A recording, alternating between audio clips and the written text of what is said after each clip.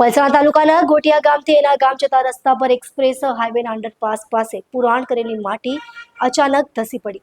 હજી હાઈવેનું નિર્માણ કાર્ય પૂર્ણ થયું નથી ત્યારે આવી ઘટના ઘટતા કામગીરીની ગુણવત્તા પર ગંભીર પ્રશ્નચિહ્નો ઊભા થયા છે. જાગૃત મહિલાએ વિડીયો બનાવી વાયરલ કર્યો. વાયરલ વિડીયોની પુષ્ટિ A12 ન્યૂઝ ચેનલ કરતી નથી. પલસાણા તાલુકાના ગોટિયા ગામથી એના ગામ જતા રસ્તા પર એક્સપ્રેસ હાઈવેના અંડરપાસ નજીક પુરાણ કરેલી માટી અચાનક ધસી પડી. આ ઘટનાથી સ્થાનિક લોકોમાં ચિંતા વ્યાપી છે. હાઈવેનું કામ હજુ પૂર્ણ થયું નથી તે પહેલા જ માટી ધસી પડી હોવાથી કામગીરીની ગુણવત્તા પર મોટા પ્રશ્નો ઊભા થયા છે. સ્થાનિક જાગૃત મહિલાએ આ ઘટનાનો વિડીયો રેકોર્ડ કરી સોશિયલ મીડિયા પર શેર કરી, જે વાયરલ થઈ રહી છે. સ્થાનિક લોકો અને આ મહિલાનો આરોપ છે કે હાઈવે નિર્માણ કાર્ય દરમિયાન યોગ્ય ધ્યાન ન આપવામાં આવ્યું હોઈ શકે છે.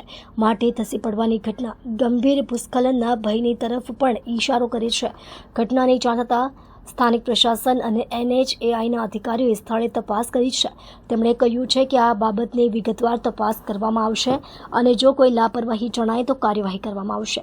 જાગૃત નાગરિકો દ્વારા શેર કરાયેલી આ ઘટનાનો વિડીયો સોશિયલ મીડિયા પર ખૂબ જ ચર્ચિત બની રહ્યો છે. લોકો સરકાર અને કોન્ટ્રાક્ટર કંપની પર ગંભીર આરોપ મૂકી રહ્યા છે. હું સ્વાતિ પટેલ બારડોલી.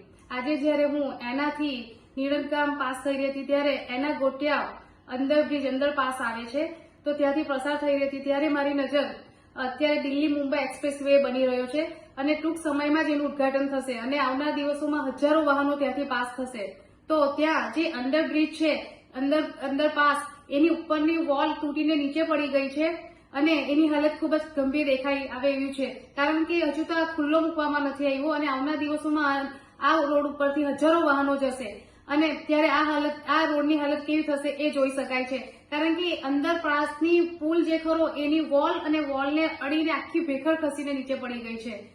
તો એ જોતા એવું લાગે છે કે ખરેખર સરકાર રોડ, રસ્તા, પુલ બનાવવામાં ગંભીરતા દાખવતી નથી.